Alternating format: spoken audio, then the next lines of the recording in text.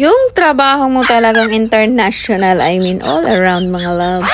Hello mga loves, it's me Lani, OFW, TikTok affiliated isang for mommy. Welcome to Lani and the Browns channel, living abroad, enjoy life. Hello mga loves, sabi ko nga sa inyo ng nakaraang kong video is pakikita ko sa inyo kung ano nga bang trabaho ko dito. Bago nga ang lahat mga loves, natutuwa ako dito sa aking biniling lip serum. Serum siya pero may kulay na mga loves. Yan na rin ang gamit ko pagpasok. Link ay sa comment lang.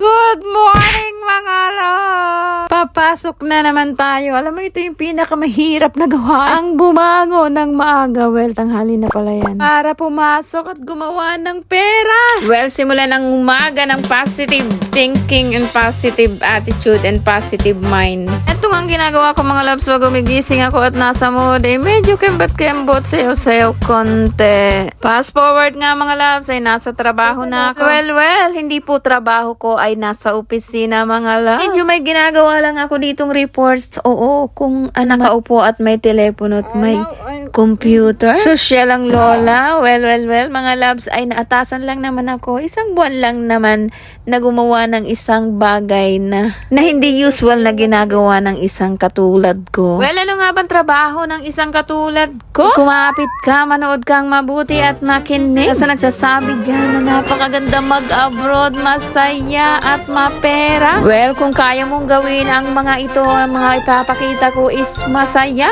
Masaya kung okay lang sa iyo ang trabahong ito. Well, para sa mga katulad ko na ang gawain na bilang isang sales representative, kargador, merchandiser, at kung ano pa sa isang store. Well, kung mali ang gawain kong ito ay itama mo dyan sa comment section, at kung meron ka namang idadagdag ay idagdag mo na rin dyan sa comment section. Para sa mga sales or merchandiser, mga nagawa mo rin ba ito lalo na kung wala kang kasama? Lalo na kung biglang nagkasakit, biglang nag-leave at biglang umabsent ang iyong dapat kasama sa mga gawain ito. No choice ka kasi gagawin mo tong mag-isa, lalo na't kailangan mong buksan ang iyong store at malinis o walang kalat bago mo buksan. O kailangang nakaredy na ang mga items na dapat mong ibenta bago ka magbukas ng iyong store. So, lahat yan gagawin mo mga loves. Hindi ka lang taga-tinda, kundi taga-ayos ka, taga-patas, taga-merchandise at taga-gawa ng pricing. Dito sa abroad, kailangang matibay ka sa isip, sa salita at sa gawa. Kailangang matibay ang iyong mga buto dito. Huwag kakalimutan ang calcium. By the way, highway mga loves, alam nyo ba kung gaano kabigat ang aking binubuhat? Ito nga pala ay 15 kilo ang hawak-hawak kong yan. At ang pinakamabigat sa aming kilo ay 20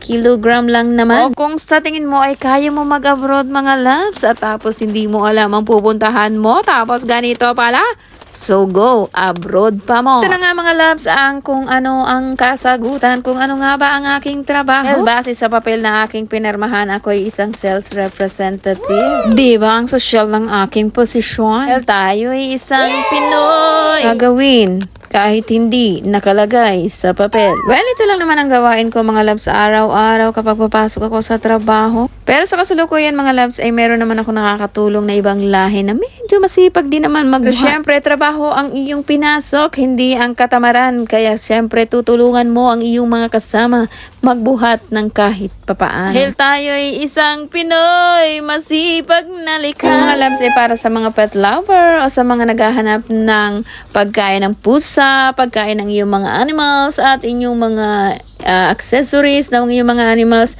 puntahan nyo na ang aming store. Ay, pinapatas ko mga loves ang mga sand ng pusa dahil nga this video, Parehas kaming babae kailangan magkasama. kong magmadali, ako lang Medyo nagbubuhat.